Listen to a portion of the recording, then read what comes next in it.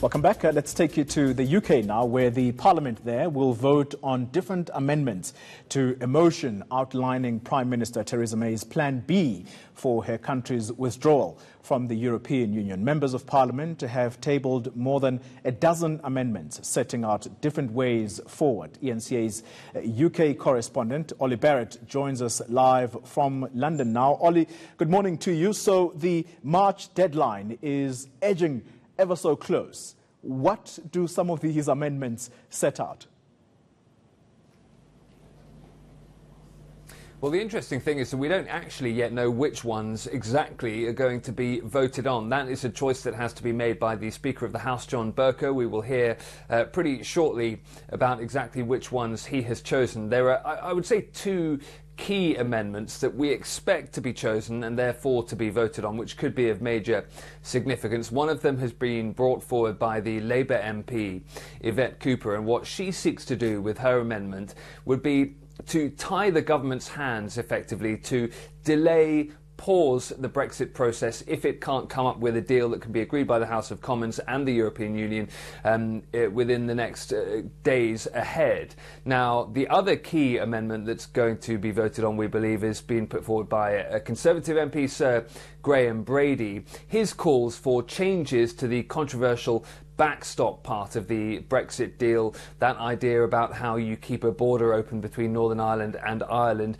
if a full-fledged trade deal can't be reached between Britain and the European Union in the couple of years after Brexit takes place. Now, those are both key because if the Yvette Cooper amendment were to pass, then that would mean that Brexit would very likely be paused, and many Brexiteers are furious about the idea of the House of Commons taking control of this process and pausing Brexit, because they believe that many of those MPs that want to do so actually want to block Brexit completely. The other amendment is crucial because if that one passes, this idea of changing the backstop arrangements, that allows Theresa May, the British Prime Minister, to go back to Brussels and say, look, here's a deal that we can get through the House of Commons. If you take the Brexit deal we've already agreed, change the backstop along the lines that we are suggesting, then we have a deal that can not only be agreed by the EU, but can get through the Commons as well. And that might mean that Brexit can take place as planned at the end of March. The difficulty with that one is that the European Union, up to this point, has said, look, we're not changing the backstop.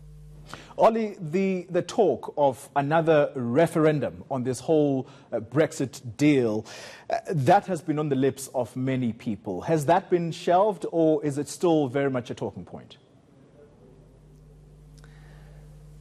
Not shelved completely. It's been shelved in Parliament. We have this People's Vote group who have been thinking that they were going to put forward amendments today which would look for support for Parliament to back a second referendum. They did shelve that plan because there is not support in the House of Commons for a second referendum. There is not a majority for one. So in terms of using the vehicle of parliamentary amendments and legislation, that has been put on the back burner. It's still something that people very much talk about, especially people who do want to see another referendum, many of those because they want to see Brexit blocked completely. It's not supported by British Prime Minister Theresa May or her Conservative Party. It's not supported, crucially, by the leader of the Labour Party, Jeremy Corbyn. So something would have to shift for a second referendum to be back on the cards imminently, but it still remains a possibility.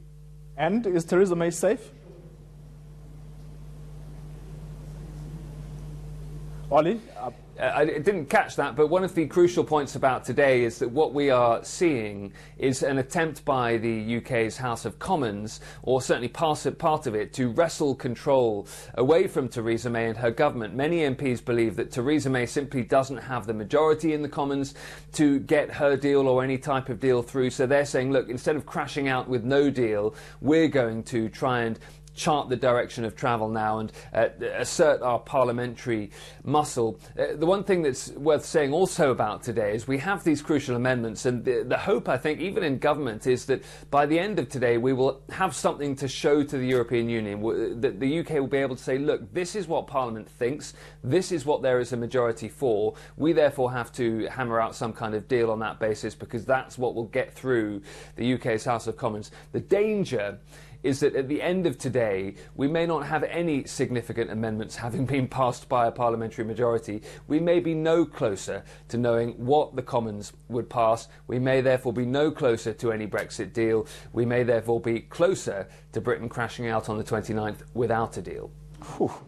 And that's indeed a very, very, very touchy subject for the UK people. Thank you very much, Ollie Barrett, our correspondent, coming to us live from London. Coming